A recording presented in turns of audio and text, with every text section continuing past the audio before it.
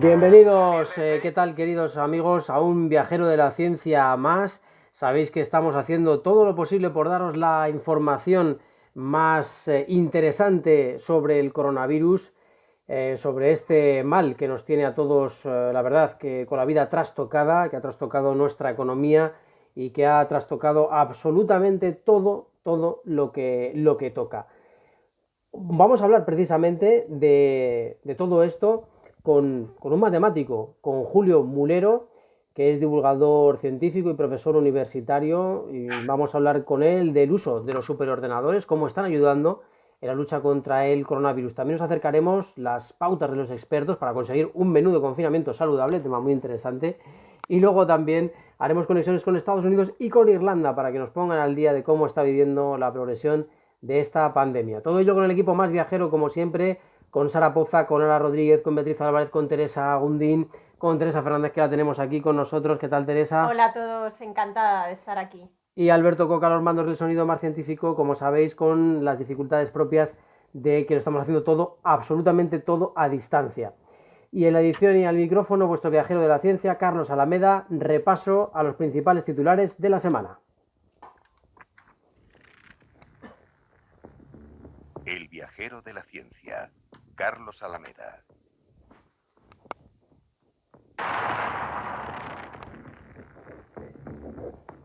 El CSIC imprime pantallas de protección individual para el personal sanitario. Un equipo interdisciplinar de investigadores del Consejo Superior de Investigaciones Científicas, integrado por químicos, físicos, biólogos e ingenieros, ha comenzado a producir pantallas de protección individual para el personal sanitario de Madrid, elaboradas mediante la técnica de impresión 3D. Realizan la secuenciación completa del SARS-CoV-2 en pacientes españoles.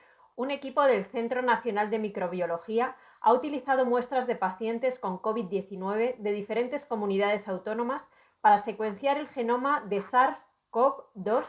El estudio permite identificar mejor las distintas secuencias del virus en España, analizar su comportamiento y comprender mejor su difusión. Obtienen la evidencia genética humana más antigua hasta la fecha. Un equipo internacional de científicos con participación española han recuperado por primera vez material proteínico del esmalte dental del Homo antecessor, con una antigüedad de 800.000 años. El análisis sugiere que esta especie, una de las primeras especies de homínidos, estuvo estrechamente relacionada con Homo sapiens, Homo neanderthalis y denisovanos. Y las medidas para frenar el coronavirus han cambiado también los movimientos de la Tierra. Según se explica en Nature, la paralización del mundo a causa de la epidemia de coronavirus está teniendo como consecuencia una brusca caída del ruido sísmico, que no es otra cosa más que el zumbido que producen las vibraciones de la corteza terrestre. Este súbito silencio podría además permitir a los sensores sísmicos detectar terremotos más pequeños y actividades volcánicas más sutiles, cuyos datos suelen perderse en medio del incesante ruido de las actividades humanas. Publicado el primer mapa genético de la corteza cerebral. Un nuevo estudio de la revista Science identifica por primera vez variantes genéticas que influyen en las diferencias individuales de la corteza cerebral y cómo se relacionan con el riesgo genético de trastornos como la depresión o el TDAH. Los resultados están disponibles para la comunidad científica, para que puedan seguir avanzando en el conocimiento de la anatomía y funcionamiento del cerebro. Y hallan los restos de una antigua selva tropical cerca del Polo Sur. Un equipo de investigadores de Reino Unido y Alemania acaba de toparse en el fondo marino y muy cerca del Polo Sur con los restos de una antigua selva tropical del Cretácico, con una antigüedad de 90 millones de años. El hallazgo sugiere que en aquellos momentos el mundo era mucho más cálido de lo que se pensaba hasta ahora, con bosques tropicales en la Antártida, similares a los que hoy en día existen en lugares como Nueva Zelanda. Y nos vamos ya con la entrevista a Julio Mulero. El viajero de la ciencia, Capital Radio. Está Carlos. Vale, genial. Julio, ven. Ven, cuidado arriba.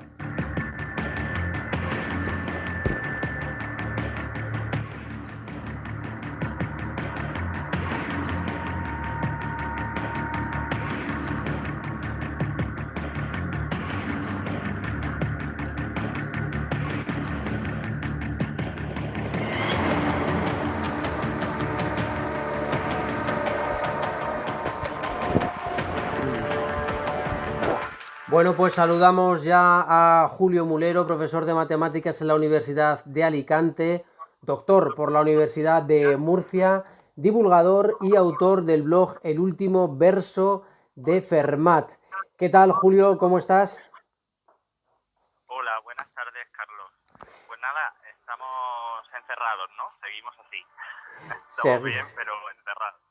Seguimos estrictamente todas las recomendaciones, ¿verdad?, que nos dan desde las autoridades sanitarias, quedarnos en casa para evitar que se saturen los sistemas sanitarios a cuenta de que podamos estar muchos infectados. Y fíjate, precisamente queríamos hablar contigo de esa curva de aplanamiento y de ese modelo SIR que ha ayudado a que mucha gente entienda el porqué de quedarse en casa, de esa recomendación, ¿verdad? Sí, es muy importante contar con una herramienta como estos modelos que son de ecuaciones diferenciales y que nos ayudan a entender en qué medida pues nos pueden ayudar este confinamiento, ¿no? Es muy importante, además queda muy bien reflejado en el modelo más básico, ¿no? Que se data, para que os hagáis una idea, del año 1927.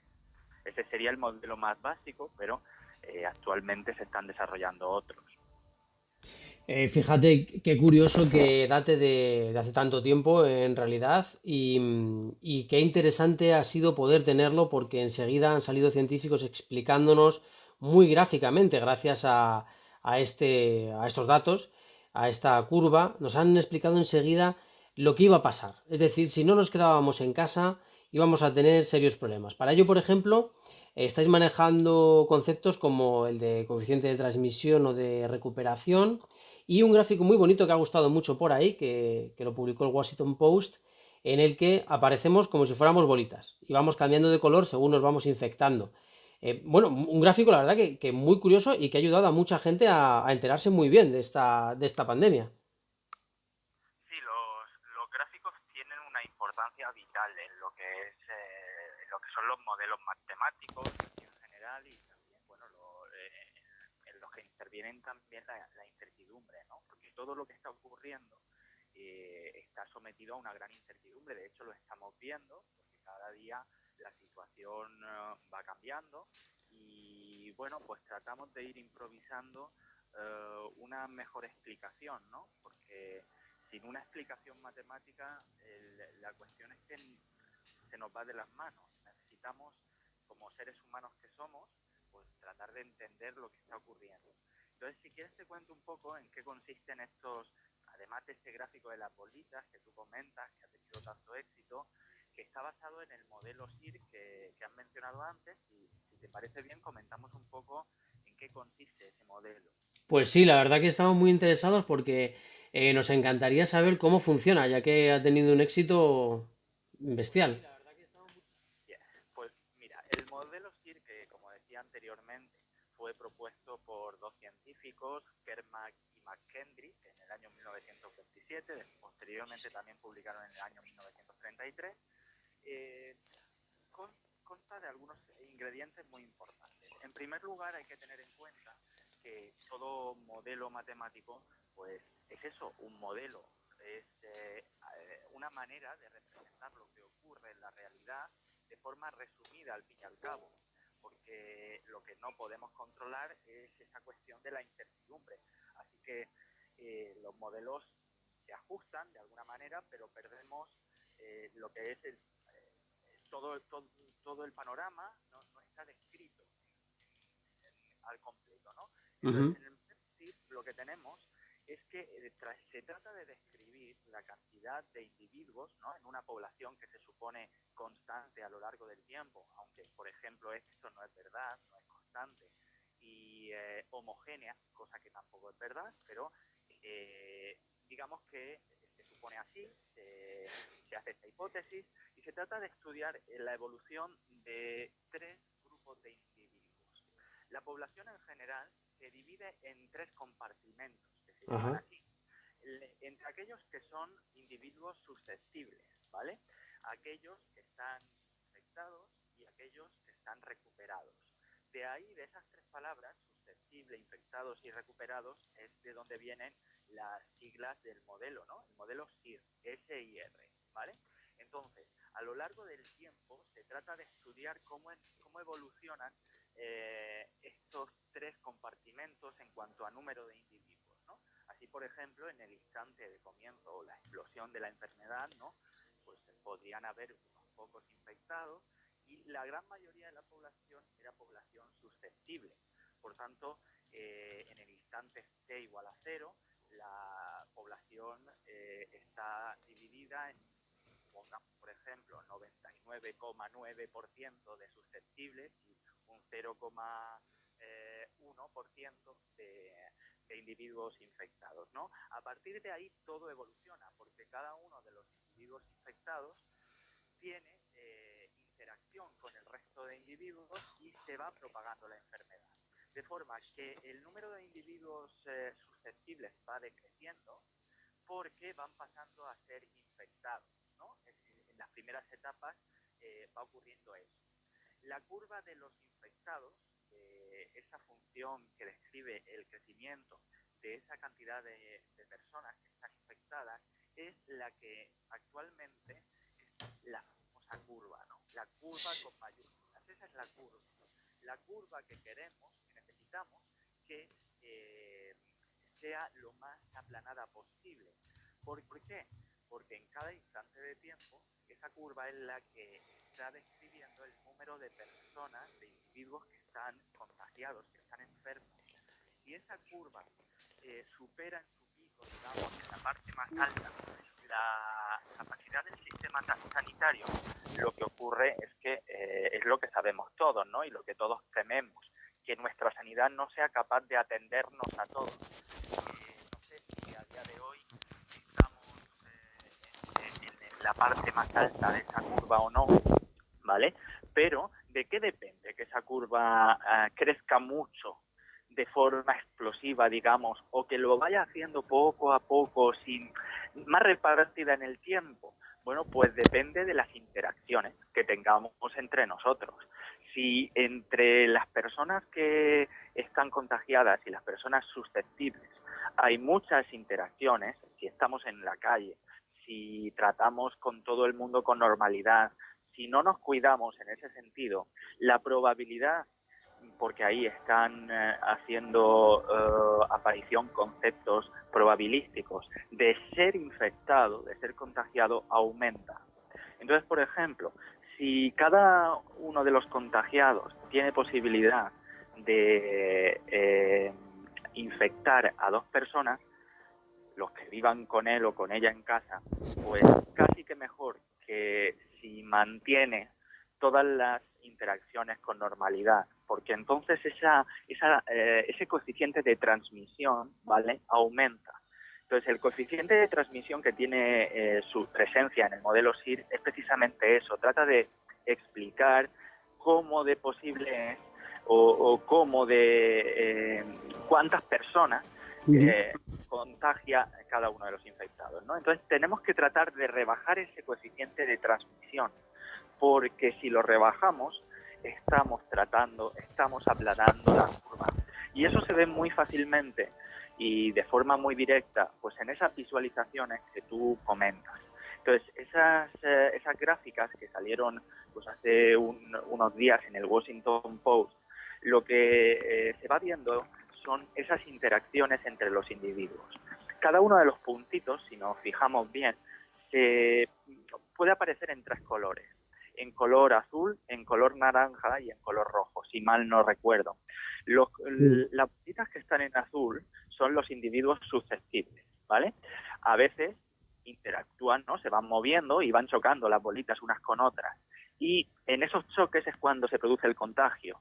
Y la bola, si chocas con un individuo que está contagiado, la bola que era de color azul pasa a ser de color naranja, ¿no? Porque el naranja es en esos gráficos el color de los individuos que están infectados.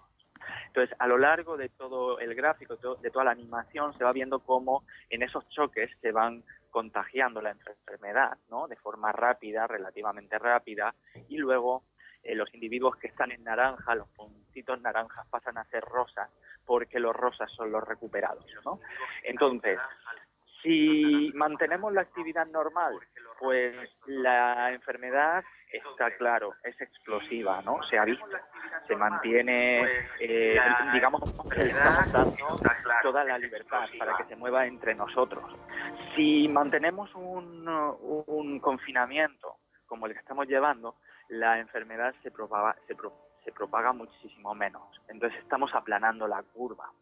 Si además de esto, lo que hacemos es preservar nuestra sanidad, no, el segundo coeficiente, que es el de recuperación y que mide en qué forma los individuos infectados pasan a ser recuperados, ¿vale?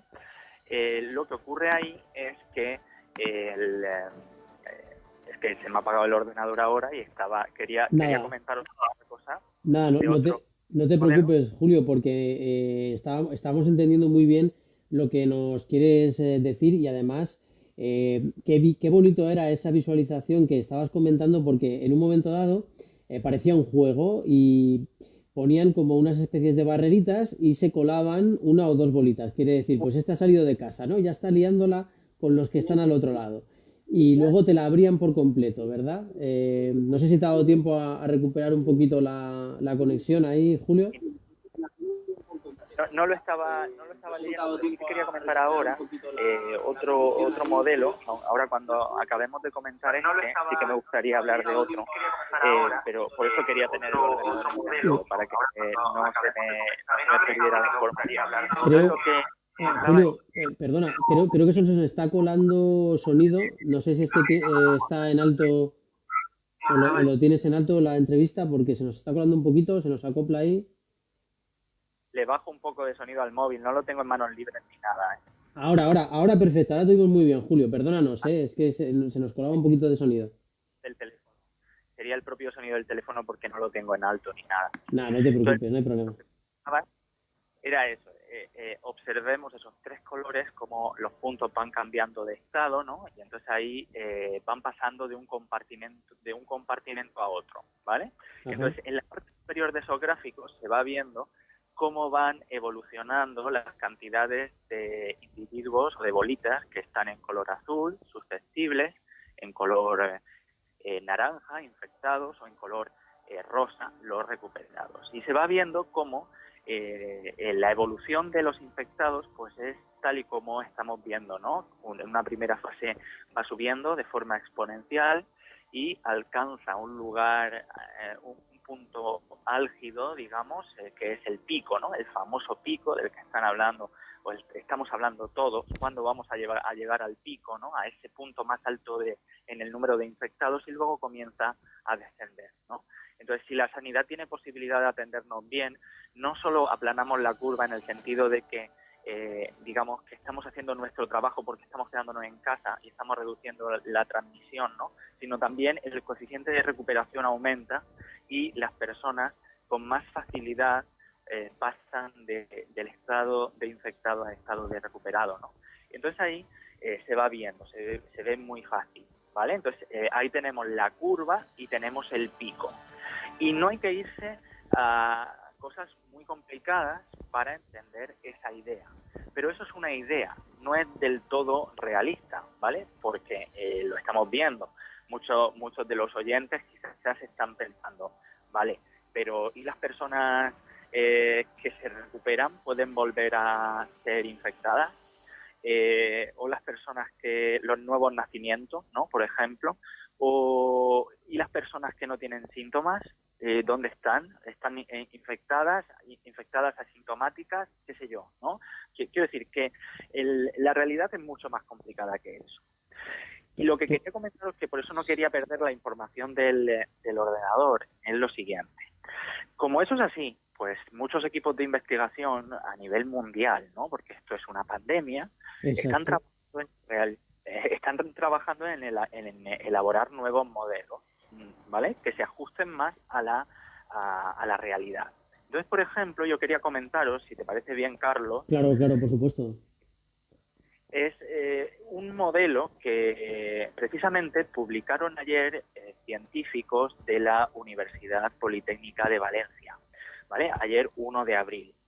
Estos científicos son de un grupo de investigación que le llaman MUNCU, ¿vale? Modelización de la incertidumbre y cuantificación, ¿no?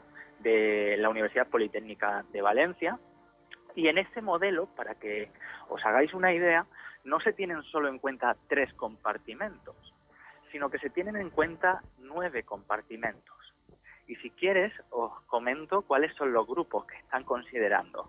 Estaría muy bien porque así también la gente comprende la dificultad que tiene el controlar esta pandemia. Porque el modelo que hemos contado al principio de las 3 bolitas es bastante básico, pero en realidad las situaciones de la gente son muy amplias. Y ese abanico, fijaos hasta qué 9 opciones puede abarcar. Sí, y yo creo que hasta incluso pueden quedarse cortos, ¿no? Lo que pasa es que lo que digo, es un modelo y tenemos que ser capaces de entenderlo, ¿no?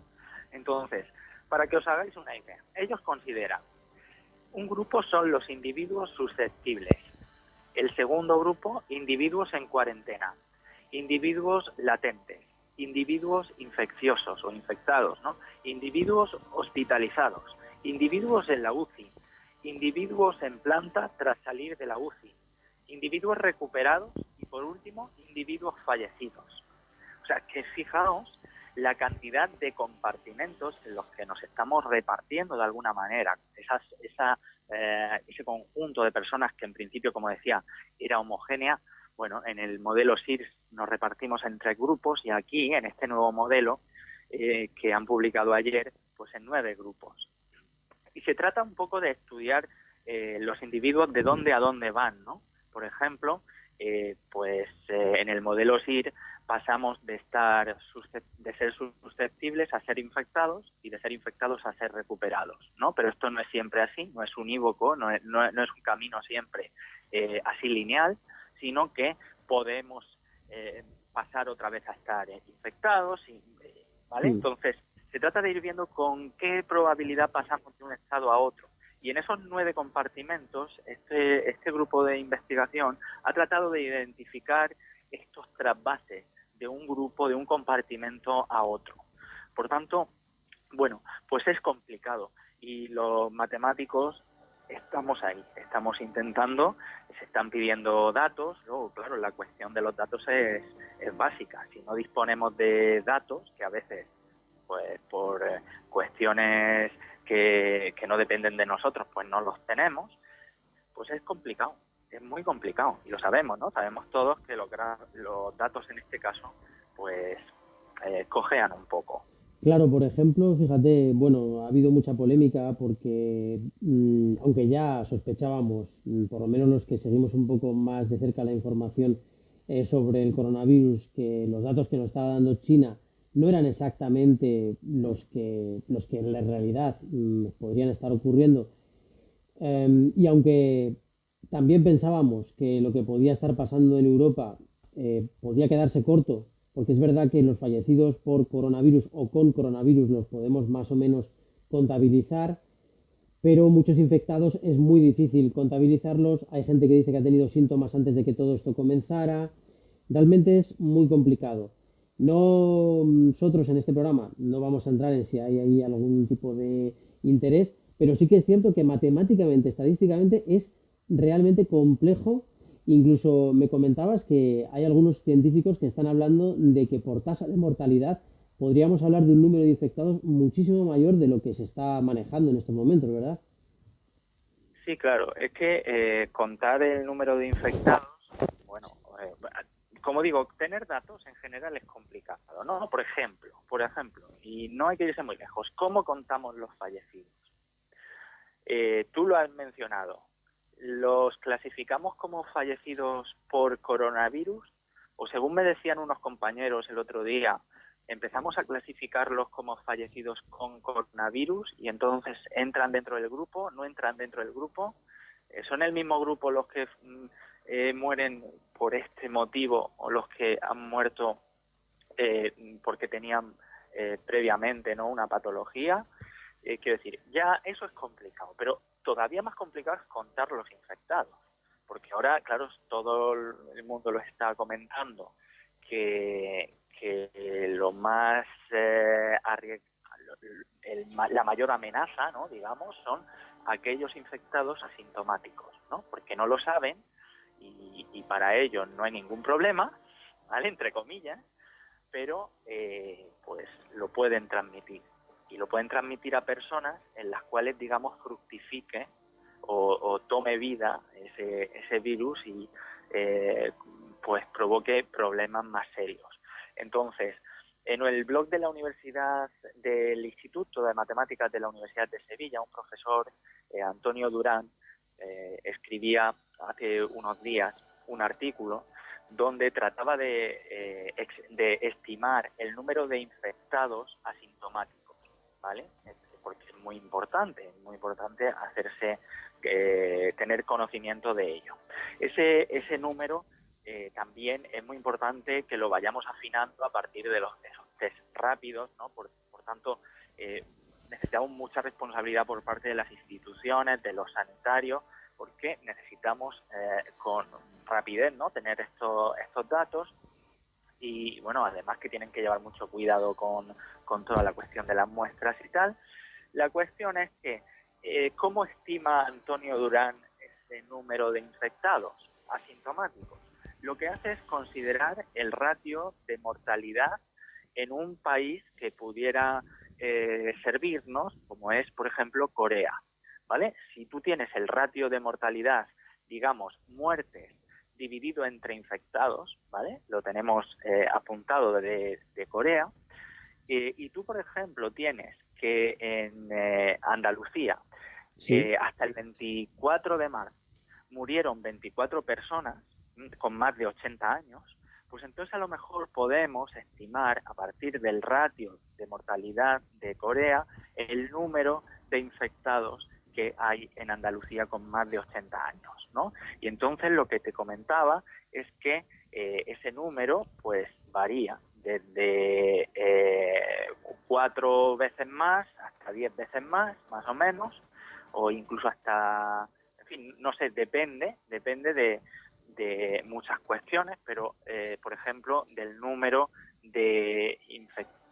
Vamos, hay muchos ingredientes ahí que están jugando su papel, ¿no? Entonces, estaba aquí comprobando, sobre todo también depende de la tasa de duplicación, ¿no? del número de infectados. Entonces, es todo un misterio, porque vale, estamos echando mano de datos conocidos, los de Corea, pero ¿hasta qué punto la dinámica española se parece a la de Corea? Claro, es que, por ejemplo, con el tema de las curvas, estoy viendo ahora mismo la gráfica del país. Corea del Sur ha aplanado su curva prácticamente, tuvo una subida muy importante en el día 15, en torno a los días 10 y 15, pero a partir del día 16, Corea se ha mantenido más o menos estable hasta el día 40-41, si nos fiamos de las cifras que en principio nos podemos fiar.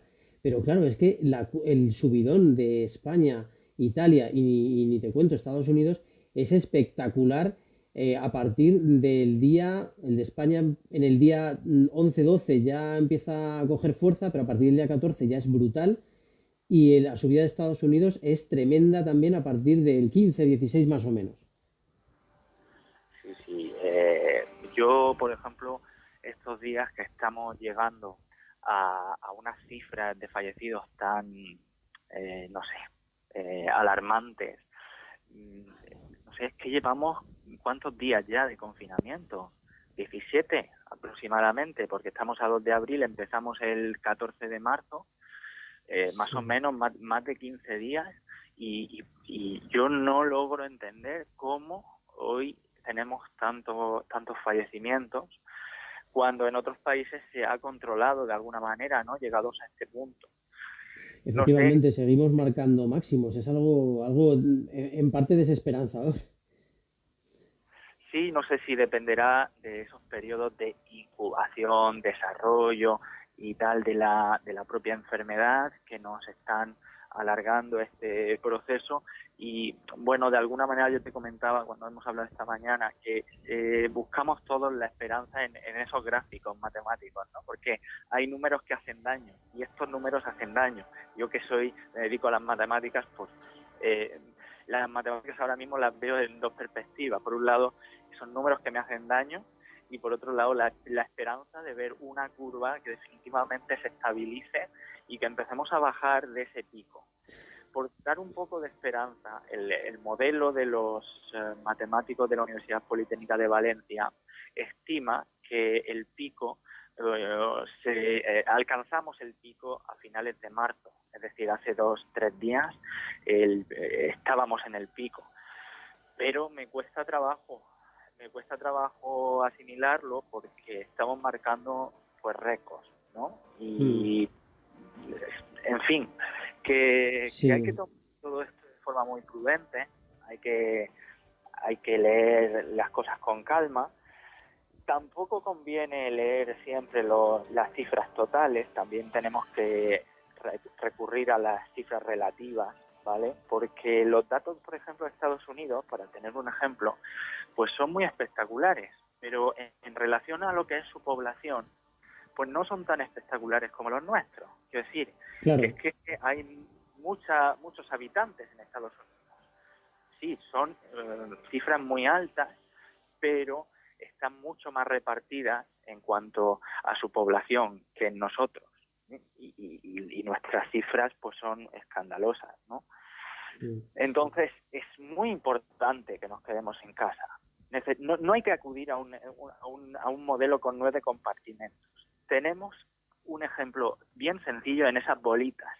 Quedémonos en casa, rebajemos el coeficiente de transmisión, rebajemos la probabilidad o cerquemos, ¿no?, de alguna manera a ese bicho que está saltando de uno en otro, que se quede donde está y que ese coeficiente de transmisión se rebaje para que la curva vaya bajando y que la sanidad pueda hacer también que el coeficiente de recuperación aumente. Eso es lo que necesitamos, por eso es tan importante este confinamiento. Pues Julio, mira, además que nos transmite Blanca Arteaga, matemática también con la que hemos podido hablar y que nos ha puesto en contacto contigo, nos transmite mucho ánimo para ti porque, bueno, nos dice que viendo un poco las cifras, pues a veces cuando habláis os desanimáis un poquito. Alberto Corbi también, que es compañero de Blanca y colaborador de este programa, también nos manda ánimos. Estamos también en las redes sociales y nos están mandando también saludos Clara Feral, Elizabeth, que nos dicen que está siendo una entrevista muy interesante. También Juan Pablo. Bueno, con lo cual, Julio, pues te agradecemos muchísimo que nos hayas dedicado este tiempo y que nos dejes este mensaje de esperanza, de que confiemos en que por fin los datos y esa labor tan increíble que estáis haciendo también los matemáticos nos lleve a tener mejores cifras y podamos sonreír un poquito y ver la luz al final de este túnel en el que nos hemos metido. Sí, es importante. Esto es una cuestión de la sociedad al completo. Todos tenemos algo que aportar, aunque sea quedándonos en casa. Estamos haciendo mucho. No nos lo tomemos como una cuestión trivial o que nos estamos aburriendo. No nos quedemos en la anécdota, sino que estamos cerrándole puertas a ese bicho. Entonces, los matemáticos trabajamos, tratamos de comprender lo que está ocurriendo, pero esto, aquí, nadie se puede lavar, todos nos tenemos que lavar las manos, ¿no?, muchas veces al día, pero que no nos podemos despreocupar. Todos tenemos responsabilidad en esto. Seamos responsables, seamos maduros y cerremos las puertas, ¿vale? Simplemente yo creo que ese puede ser el mensaje. Pues sí, te lo agradecemos muchísimo, Julio, la verdad que hayas estado con nosotros y que nos dejes este mensaje de esperanza, quedémonos en casa y ayudemos todos a que esta pandemia no siga adelante, frenémosla. Julio, muchísimas gracias por acompañarnos y te esperamos cuando quieras. Estás en tu casa en Capital Radio y en El Viajero de la Ciencia. Un honor y nada, que nos cuidemos todos mucho, ¿vale? Efectivamente, muchas gracias, Julio. Y nosotros... El Viajero de la Ciencia, Capital Radio. Venga, vamos con Bea. Cuidado. Venga, genial.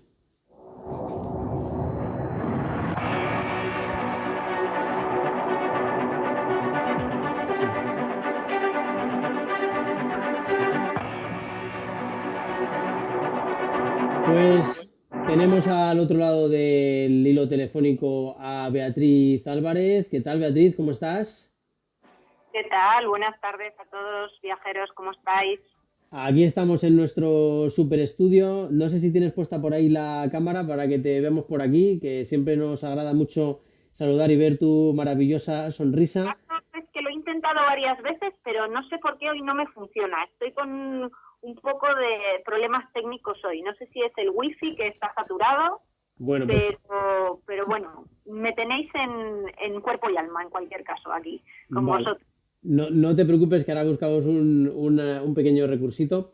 Oye, ¿qué te iba a decir, Beatriz? Nos traes un tema que es increíble, que a mí me encanta, porque Tengo una buenísima noticia, Carlos, en mitad de tanta crisis y desaliento.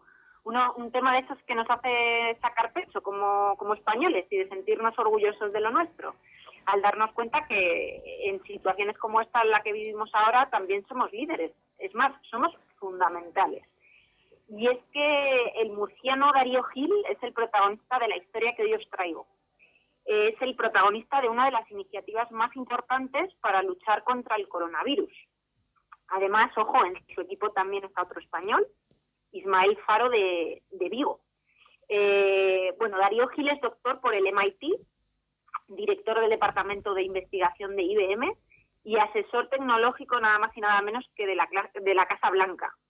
Y es por eso que en estos momentos está al frente del consorcio de computadores de altas prestaciones COVID-19, así se llama, la iniciativa que él mismo ha promovido y ha puesto en marcha en menos de una semana.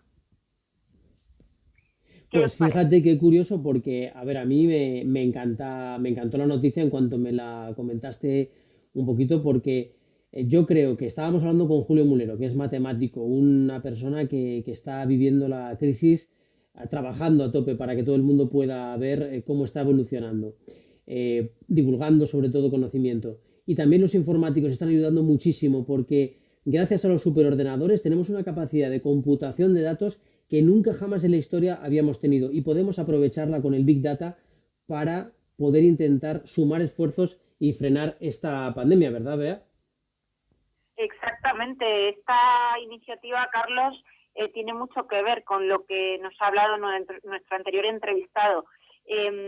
Como os comentaba, según hemos podido saber gracias a una entrevista que realizó el diario El Mundo recientemente a Darío Gil, este murciano ha creado la red más potente de superordenadores para combatir esta enfermedad tan terrible que amenaza el planeta. Gil tiene a cargo ahora mismo a 3.000 investigadores. Y como os decía, fue quien propuso a la Casa Blanca la semana pasada conectar los ordenadores más potentes del mundo precisamente para la lucha contra el coronavirus. En este consorcio participan además las mayores empresas tecnológicas del mundo. Gigantes como IBM, Amazon, Google o Microsoft se alían en este consorcio de computación de alto rendimiento para generar algoritmos que puedan, en último término, frenar la pandemia y hallar una vacuna contra el COVID-19. El sistema de superordenadores más potente de la historia permitirá realizar simulaciones para saber qué estrategias tienen más posibilidades de éxito frente al virus y para ayudar a los científicos a desarrollar modelos que sirvan para curar y para prevenir la enfermedad. Entre los más de 16 superordenadores conectados está el Summit, diseñado y construido por IBM. Bueno, que además IBM también tiene a su Watson, que es un pedazo de supercomputador que también imagino que podría ayudar en esto, pero que ha resuelto ya cosas muy importantes, como por ejemplo diagnósticos de cáncer que no estaban bien diagnosticados y este ordenador lo ha conseguido. Exacto. Carlos, aquí a mí hay una cosa que me ha llamado muchísimo la atención, porque en este consorcio que no solamente participan las grandes tecnológicas, sino además la NASA, el MIT, la Universidad de California, varios organismos públicos, es el ejemplo o el reflejo de lo que Darío Gil llama el espíritu colaborativo que él cree que es necesario trabajar más en el área científica, ¿vale? Es decir, al final estamos hablando de empresas, por ejemplo, como Amazon o Google, que de alguna forma pueden competir entre ellas en el terreno de los superordenadores, ¿vale? Y de la computación.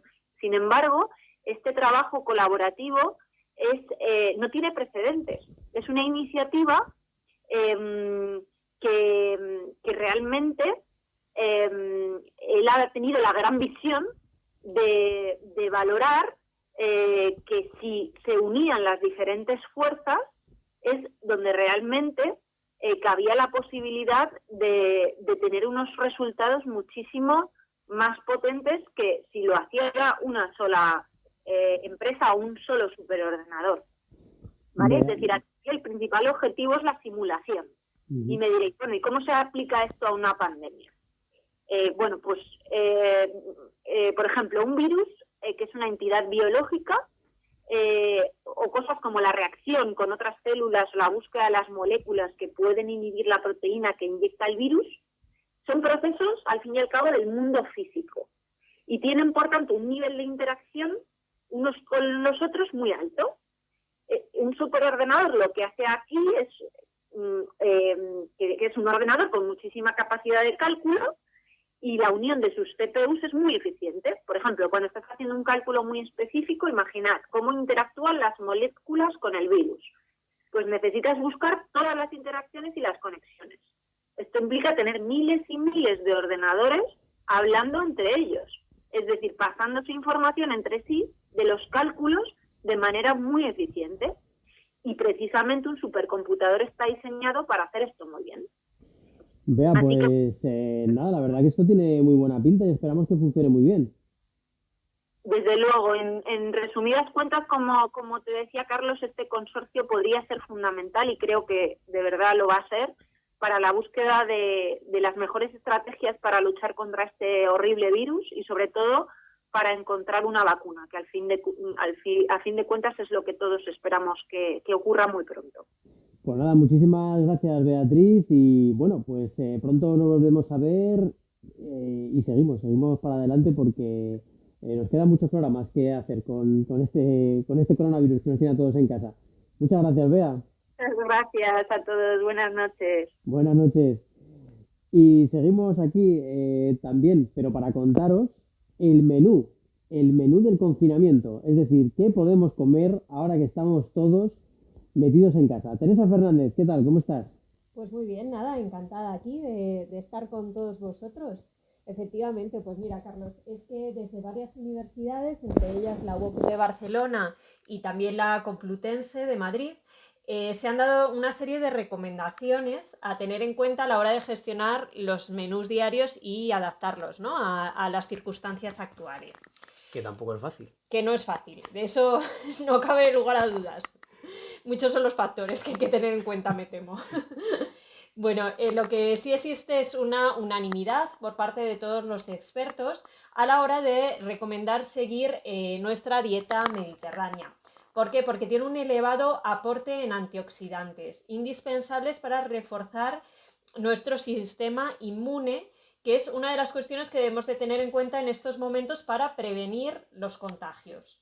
Como bien sabéis, nuestra dieta mediterránea es variada, equilibrada y rica en frutas y verduras, que por fortuna podemos encontrar fácilmente en el supermercado, podemos consumir tanto en crudo como cocinado o bien, bueno, pues combinar, ¿no?, con diferentes alimentos. Voy a poner algunos ejemplos de lo que se llamarían los básicos, ¿no?, de esta dieta que habría que incluir en nuestra cesta de la compra. Tenemos las fresas y las naranjas, que son productos de temporada. Las verduras de hoja verde tipo espinacas, judías, acelgas, alcachofas, porque son ricas en B-caroteno. El B-caroteno es un antioxidante fundamental para la inmunidad de la piel y de las mucosas. Por otra parte tenemos los tomates, que también son ricos en licopeno, que es otro potente antioxidante. Legumbres frescas o envasadas, cereales, preferiblemente integrales, pescados grasos y azules, entre otros alimentos.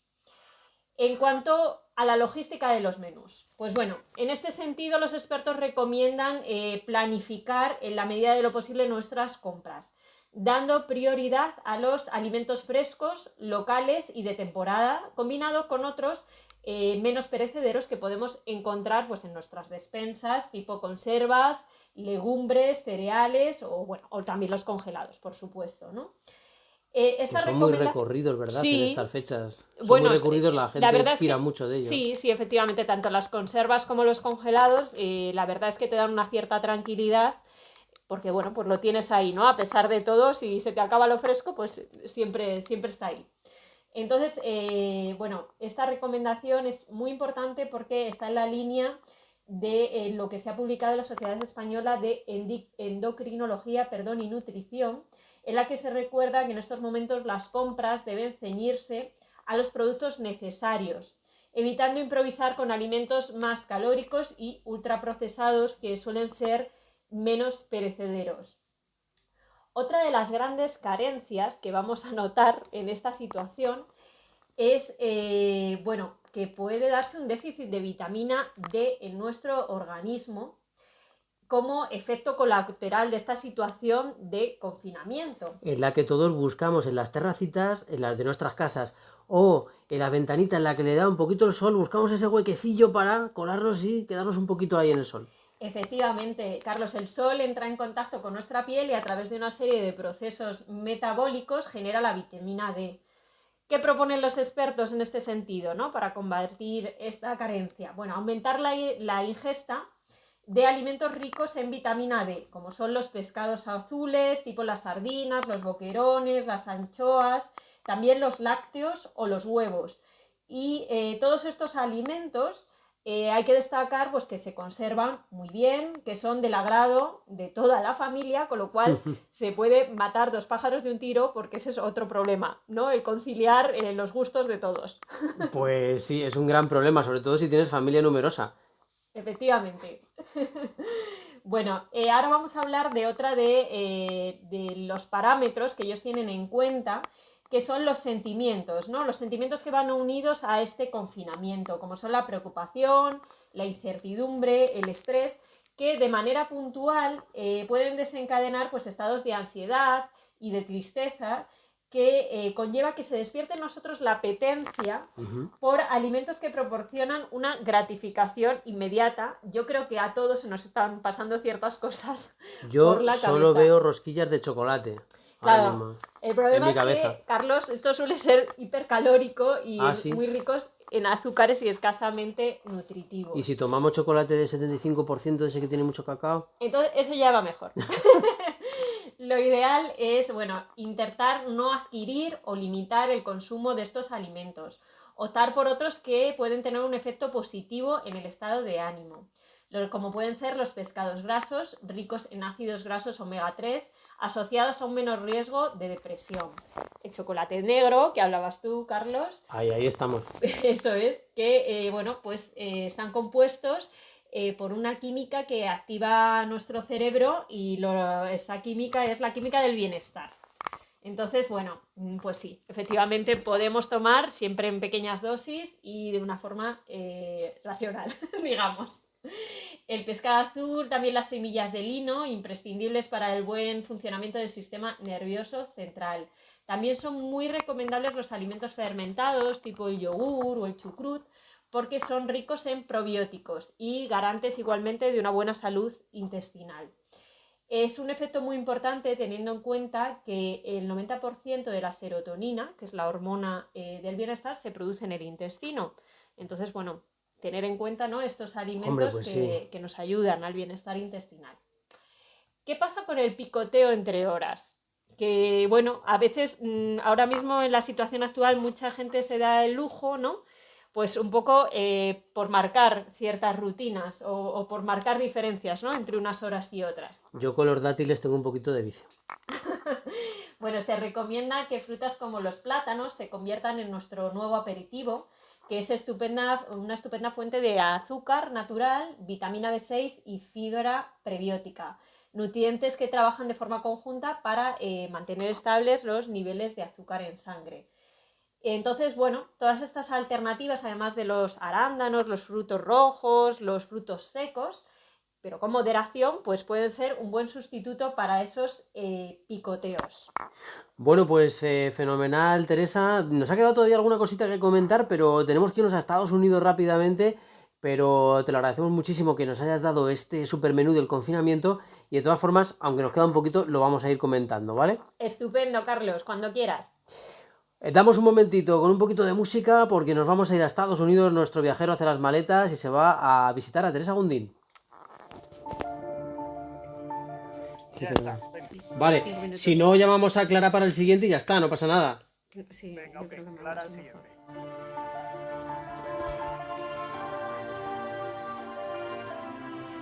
Hola, ¿qué tal, Teresa Gundín? ¿Cómo va todo en la costa oeste de los Estados Unidos? Hola chicos, ¿qué tal? ¿Me escucháis bien? Hola, Teresa. Fenomenal, te vemos ahí muy bien equipada, como es habitual en ti, con esa luz en tu mirada. Pues mira, Oye, ¿cómo vais por allí? Porque la verdad que las cifras son tremendas. me ha quedado un poquito que decir porque el entrevistado la verdad es que ha dado con muchas cuestiones acertadas con respecto a Estados Unidos. Bueno, ya sabéis que ahora, que bueno, ya llevamos una semana siendo los líderes en infectados y bueno, ahora las cifras están en unos 226.000. Es verdad que llama la atención el número de muertes, ¿no? Que ahora mismo estamos como en 5.316. Bueno, esto tiene bastantes motivos, entre ellos el testeo, que ya sabéis que es el gran problema a nivel mundial y entonces las cifras no son realmente ciertas. Y sí que es verdad que bueno que las cifras se van a disparar y lo veremos un poquito en el futuro. Sí que comentaros un caso muy característico que es la situación que se está viviendo ahora en California. ¿Vale? O sea, Es cierto, es muy curiosa la comparación con Nueva York, ¿verdad? justo. O sea, California tiene 40 millones de habitantes y Nueva York tiene 20. Y sin embargo, el número de muertos en el estado de Nueva York son 1.700 y ahora en California son unos 183. Y el grado de propagación es mucho más lento. Esto es debido a muchos factores. Primero, bueno, ya sabéis que cuando la orden se hace en Estados Unidos es a nivel nacional, pero luego cada estado puede aplicarla en base a los casos si son más importantes o no, es decir, a nivel de infectados, de muertos. Y luego incluso los condados también pueden aplicar la ley como ellos quieran. En este caso, California tuvo los primeros infectados y entró en cuarentena casi una semana antes que el estado de Nueva York, y eso ayudó mucho en el nivel del contagio. Y luego es verdad que el tipo de vida que se lleva en este estado es mucho más individualista, las casas son unifamiliares, excepto en San Francisco, el territorio es mucho más extenso y el contacto con la población disminuye mucho, a diferencia del estado de Nueva York, que los núcleos urbanos están mucho más asignados, por decirlo de alguna forma. Bueno, es algo que me parece curioso de pensar, porque en España, como sabéis, al final la orden es a nivel nacional. Y esto, claro, está implicando mucho a la economía y la forma de reactivar la economía va a ser un poquito más complicada. No sé si me da tiempo a contaros las medidas económicas que están tomando aquí, a diferencia de España. Yo creo que sí, que nos da tiempo un poquito a que nos cuentes, porque es interesante también ver lo que están haciendo en un país, en un principio ultracapitalista, pero que en este caso está tomando algunas medidas que podrían no parecer tan capitalistas. Efectivamente, justo la primera, sabéis que Trump y el gobierno ha obligado a General Motors a fabricar respiradores. Eso solo se hace exclusivamente en tiempos de guerra, ¿no? Luego también, pues lo que hablábamos, le dan $1.200 a cada ciudadano americano. Pero por otro lado, a priori, parece que en Estados Unidos la salud no es lo importante. Sin embargo, como en España, ¿no? que ha priorizado lo primero la salud y la economía la han dado un poco de lado. En este caso, Trump está, o el gobierno americano está completamente empeñado en que la economía no se pare de golpe. Esto quiere decir que muchos estados, aunque haya el estado de emergencia, sí que consideran actividades esenciales la apertura de, por ejemplo, bares y restaurantes. Y en España sabéis que está el delivery, pero aquí también es muy importante el takeaway, para que muchos restaurantes no se queden sin actividad económica. Entonces, sí que llama mucho la atención como en España, pues regiones como puede ser Extremadura o puede ser el Principado de Asturias casi no tenga infectados y no se permita la reactivación de la economía para ayudar a todo el Estado, y aquí parece que es una prioridad. Totalmente. Pues Teresa, ahí queda esa información, esa opinión. Teresa, bueno, por allí, ¿qué tal? Es decir, ¿cómo estáis? ¿Estáis ya teniendo algunas medidas en California para vuestro confinamiento? ¿Cuánto tiempo lleváis? Sí, San Francisco ya no se puede salir ni entrar de San Francisco, es decir, sí que está lockdown, como le llaman aquí. Ajá. Y yo en el condado que estoy, pues ser al final un condado pequeño, de playa, con mucha naturaleza, sí que nos siguen dejando salir a la calle a hacer deporte, pero sí que es verdad que luego está todo prácticamente cerrado y la gente recurre mucho al social distancing, que le llaman aquí, que bueno, que al final son 2 metros de distancia entre las personas, y eso la verdad es que se respeta bastante. Pues muchísimas gracias, Teresa Gundín, por esa información desde Estados Unidos. No todo el mundo tiene el lujo de tener una corresponsal allí. Muchas gracias, Teresa. A vosotros, un besito. Y nosotros nos vamos ya, queridos amigos del Viajero de la Ciencia. Os esperamos en nuestro próximo podcast. Por cierto, saludos, thank you very much a Irish Friends, porque ahí están siguiéndonos nuestros amigos irlandeses también. Y a los amigos de Latinoamérica y de África que nos escucháis desde ahí, por favor, mucho cuidado, que esto del COVID-19 es muy, muy, pero que muy serio. Ánimo a todos.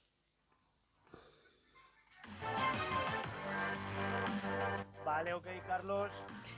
Vale, Alberto.